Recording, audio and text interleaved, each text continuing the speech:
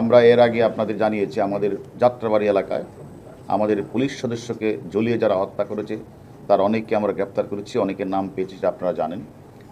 এবং যাত্রাবাড়িতে আরেকজন বড় ব্যবসায়ীকে তারা জ্বলিয়ে টেনে হিস্ট্রে দেয়। আসসালামু আলাইকুম রহমতুল্লাহি ওবরাকাতুহ। প্রিয় দর্শক, সবাই কেমন আছেন? আশা করি অনেক অনেক ভালো আছেন। তো নতুন একটা ভিডিও নিয়ে আসলাম ডিবি হারুনুর রশিদের। হারুনুর রশিদ বলছে যারা যারা পুলিশকে হত্যা করেছে এক এক করে সবাইকে খুঁজে বের করে আনতে হবে এবং আনবো। চলুন বন্ধুরা কথাগুলো শুনে, সারা কথাগুলো অনেক ভালো লাগছে। চলুন বন্ধুরা কথাগুলো শুনি। আমাদের পুলিশ সদস্যদের গায়ে যারা হামলা করেছে, হত্যা করেছে জ্বলিয়ে, আমরা তাদেরকে, তারা যেখানে থাকুক তাদেরকে একে একে আমরা ধরে আমরা হাজির করব এবং আপনাদেরকে জানাবো। আমরা এর আগে আপনাদের জানিয়েছি আমাদের যাত্রাবাড়ি এলাকায় আমাদের পুলিশ সদস্যকে জ্বলিয়ে যারা হত্যা করেছে তার অনেককে আমরা গ্রেপ্তার করেছি, অনেকের নাম পেয়েছি সেটা আপনারা জানেন। এবং যাত্রাবাড়িতে আরেকজন বড় ব্যবসায়ীকে তারা জ্বলিয়ে টেনে হিস্ট্রে 1.5 কিলোমিটার নিয়ে যেয়ে তার কাছ থেকে অস্ত্র, মোবাইল চিনি নিয়ে তাকে তারা এখনও তার লাশটি তাকে পাওয়া যায় নাই। আমার কাছে মনে হচ্ছে সে নেই। তারপর আমরা খুঁজছি তাকে যারা মারপিট করেছে এবং পুলিশ ভেবে তাকে 1.5 কিলোমিটার টেনে নিয়ে গেছে। আমরা সেই ঘটনাও কিন্তু আমরা 5 জনকে গ্রেপ্তার করে পিস্তল রিভলভারটা আমরা কিন্তু উদ্ধার করেছি। এর আগে সেতু ভবনে যারা হামলা করেছে, আগুন লাগিয়েছিল, আমরা কিন্তু সিসিটিভি ফুটেজ বিশ্লেষণ করে আমরা সেই ঘটনার সাথে যারা আগুন লাগিয়েছিল, যারা মালামাল লুট করেছিল, সে সকল সন্ত্রাসী চক্রকে আমরা আইনের আওতায় এনেছি, আপনাদের বলেছি। সর্বশেষ আজকে আমরা যে বিষয়টি নিয়ে কথা বলছি সেটা হচ্ছে, আপনারা জানেন যে আমাদের গর্বের এবং আমাদের স্বপ্নের যে মেট্রো রেল উত্তরা দিয়াবাড়ি থেকে মতিঝিলে চলাচল করে, সেটা আজকে বন্ধ। কেন বন্ধ আপনারা জানেন। 19 তারিখ কোঠা আন্দোলনকে ঘিরে একটি সন্ত্রাসী মহল জামাত বিএনপি যারা এর নেতৃত্ব দিয়ে, আপনারা জানেন, কাজীপাড়া এবং 10 নম্বর যে স্টেশনে তারা ভাঙচুর করেছে, অগ্নিসংযোগ করেছে। সেই ঘটনার সাথে আমরা 4-5 জনকে আমরা অলরেডি আমাদের আওতায় নিয়ে এসেছি এবং তারা আমাদের কাছে সব কিছু স্বীকার করেছে। এবং এর মধ্যে যে নেতৃত্ব দিয়েছে মাস্টার মাইন্ড হিসেবে, তার নাম হচ্ছে আবু হান্নান তালুকদার। তিনি যুগ্ম সাধারণ সম্পাদক, কেন্দ্রীয় ছাত্রদল।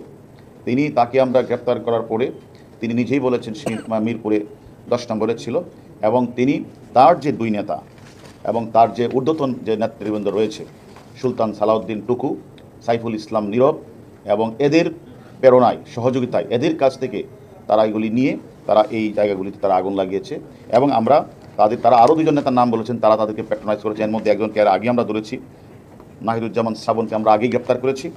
আর তার যে সাধারণ সম্পাদক গণেশ রায় সাহস, তারা মূলত 4-5 জনকে দায়িত্ব দিয়েছিল যে এখানে থেকে তারা যেন ওই অন্যান্যদের সাথে নিয়ে তারা নেতৃত্ব, যারা তাদের এই জায়গাগুলিতে যেন আগুন লাগিয়ে যারা যেন ধ্বংস করে ফেলা হয়, যাতে মানুষ যেন তাদের যে স্বপ্নের যে মেট্রো রেল চড়তে না পারে, বন্ধ হয়ে যায়। সেই ঘটনা থেকে তারা এই কাজটি করেছে। তারা অলরেডি আমাদের কাছে যে গ্রেপ্তার, তার নাম একজন আছে আমনান তালুকদার, যুগ্ম সাধারণ সম্পাদক, কেন্দ্রীয় ছাত্রদল; ইমাম আল নাসের, সাধারণ সম্পাদক, সুবিধাদল ছাত্রদল; বদলুর রহমান বিজয়, সিনিয়র যুগ্ম সাধারণ সম্পাদক, বিজয় 71, ঢাকা বিশ্ববিদ্যালয়; আর ফেরদৌস রোবেল।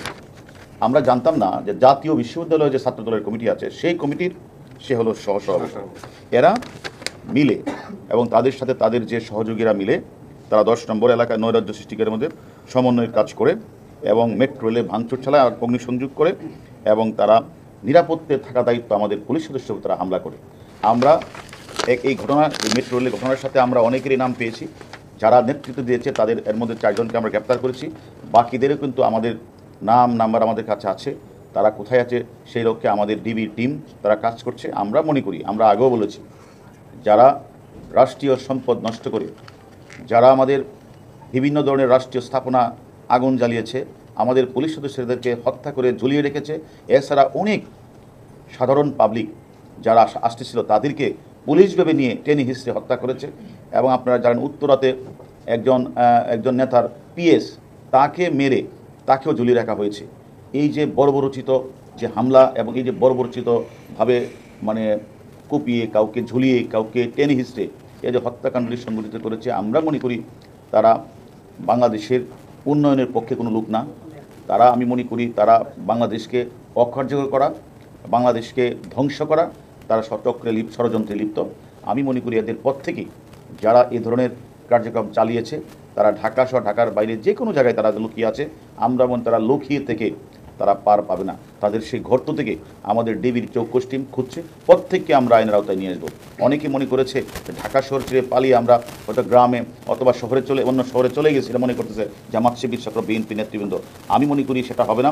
যারা ঢাকা শহরে অরাজকতা সৃষ্টি করেছে, ঢাকা শহরের বিভিন্ন স্থাপনা, বিশেষ করে বিটিবি, ডাটা সেন্টার এবং সেতু ভবন থেকে শুরু করে স্বপ্নের মেট্রো রেলে তারা আগুন লাগিয়েছে, আমরা মনে করি মামলা রুজু হয়েছে। আমরা মনে করি সেই মামলায় আমাদের ডিবির টিম তদন্ত করছে। তদন্তের মাধ্যমে যারা যারা এই ঘটনাটা ঘটেছে প্রত্যেকেই তারা কে কী করে সেটা আমাদের কাছে জানার বিষয় না, তাদেরকে আমরা অবশ্যই আইনের আওতায় নিয়ে আসবো এবং আমি মনে করি এনে আপনাদেরকে আমরা পরবর্তী পর্যায়ে আবার জানাবো।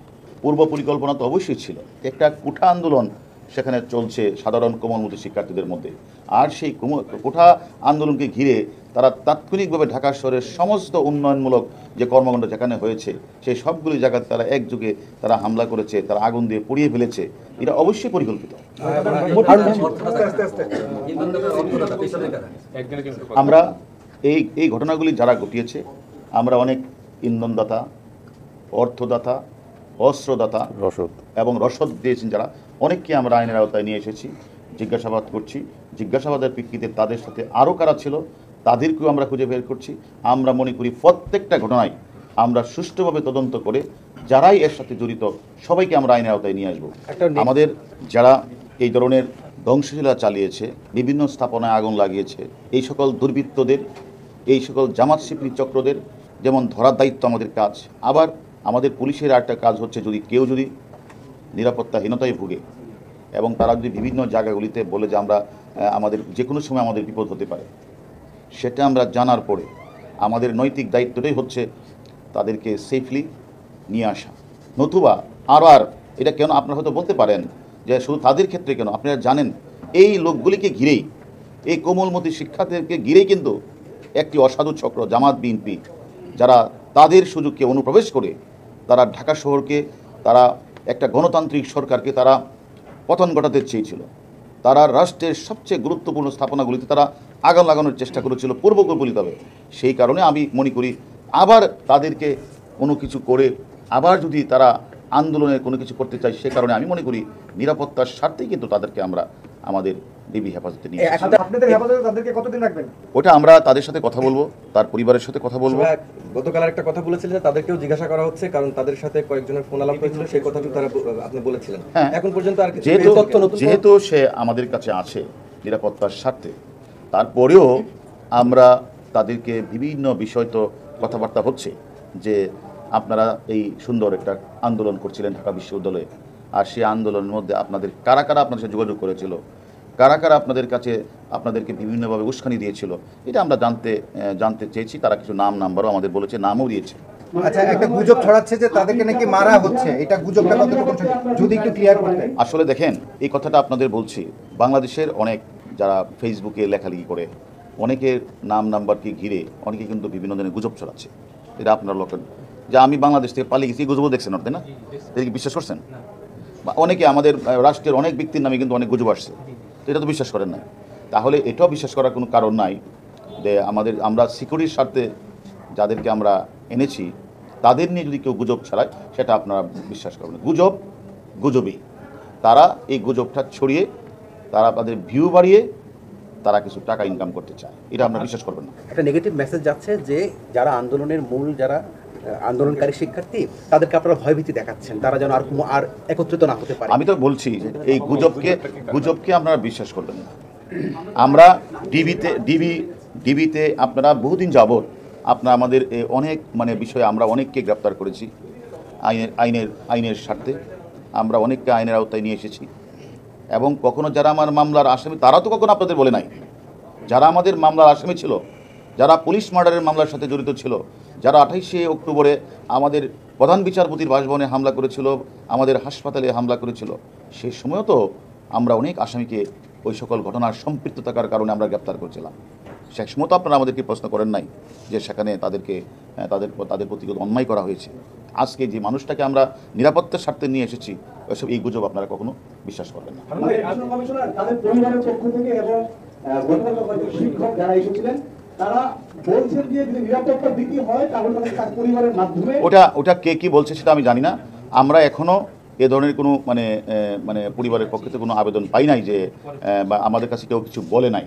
আমরা বিষয়টা বলেছি যে আমরা যেখানে যাক তার তো সিকিউরিটি দরকার। আমরা সিকিউরিটির স্বার্থে, নিরাপত্তার স্বার্থে তাদেরকে আমরা এনেছি এবং আমরা তাদেরকে ওই আন্দোলন সম্পর্কে টুকটাক জিজ্ঞাসাবাদ করছি তাদের সাথে। না, আমি তো সেটাই বলছি, সেটা অতীতে ভবিষ্যতের কথা ভবিষ্যতে, অন্য কে কি বললো সেটা না। এখানে যেহেতু হাজার হাজার মানুষ অংশগ্রহণ করেছে এই ধ্বংসলীলায়, তারা মেট্রো রেলে কাজীপাড়া এবং মিরপুরে হাজার হাজার মানুষ অংশগ্রহণ করেছে। এখানে বিভিন্ন দলের থাকতেই পারে। আমরা যাদেরকে গ্রেপ্তার করেছি তারা নেতৃত্ব দিয়েছে এবং তারা এই কাজটি করেছে, তারা স্বীকারোক্তি আমাদের কাছে প্রদান করেছে, আপনাদের আমরা সেটা বলেছি, তাই না? আমার মনে করি এখানে অন্যান্য জামাত শিবির চক্রের গ্রুপও থাকতে পারে, সেখানে বিপিনুরের চক্র থাকতে পারে। আমরা কিন্তু বিপিনুরকেও নিয়ে আসছি রিমান্ডে, আমরা তারেককেও নিয়ে আসছি, আমরা একে সবাইকে নিয়ে আসবো। আমরা মনে করি যারাই বাংলাদেশকে অকার্যকর রাষ্ট্র পরিণত করার জন্য বিভিন্ন মানুষের প্ররোচনায় অর্থ নিয়ে চেষ্টা করেছে, তারা অতীতেও সফল হয় নাই, এখনও সফল হবে না, ভবিষ্যতে সফল হবে না। আমরা সেই লক্ষ্যেই আমরা কাজটা করছি এবং আমরা সবাইকে কিন্তু আপনি দেখেন একে একে আমরা অনেককেই গ্রেপ্তার করেছি এই ঘটনা যারা সংশ্লিষ্ট ছিল এবং আরও যাদের নাম আমরা পেয়েছি। আপনাদের আমরা কথা দিয়েছিলাম আমার পুলিশ ভাইয়ের উপরে যারা হামলা করেছে, হত্যা করেছে, তাদেরকে আইনের আওতায় নিয়ে আসবো। আমরা কিন্তু অনেককে নিয়ে এসেছি। আমরা সাধারণ মানুষকে যারা পিটিয়ে ঝুলিয়ে হত্যা করেছে তাদের অনেককে আমরা কিন্তু আইনের আওতায় নিয়ে এসেছি।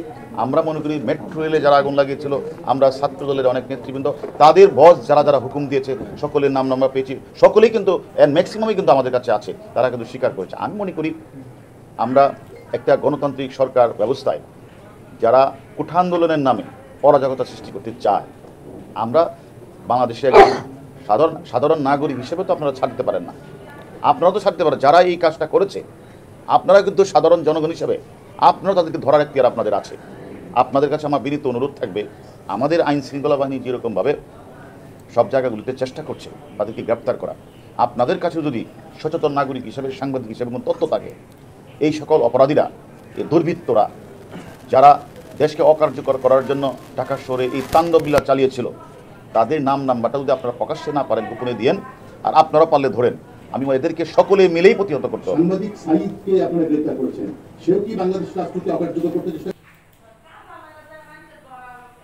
তো দর্শক বন্ধুরা, ডিবি হারুন স্যারের কথা আপনাদের কেমন লাগলো অবশ্যই কমেন্টে জানাবেন। আর চ্যানেলে যদি নতুন হয়ে থাকে চ্যানেলটি সাবস্ক্রাইব করে পাশে থাকবেন। ধন্যবাদ সবাইকে। আসসালামু আলাইকুম ওয়া রাহমাতুল্লাহ।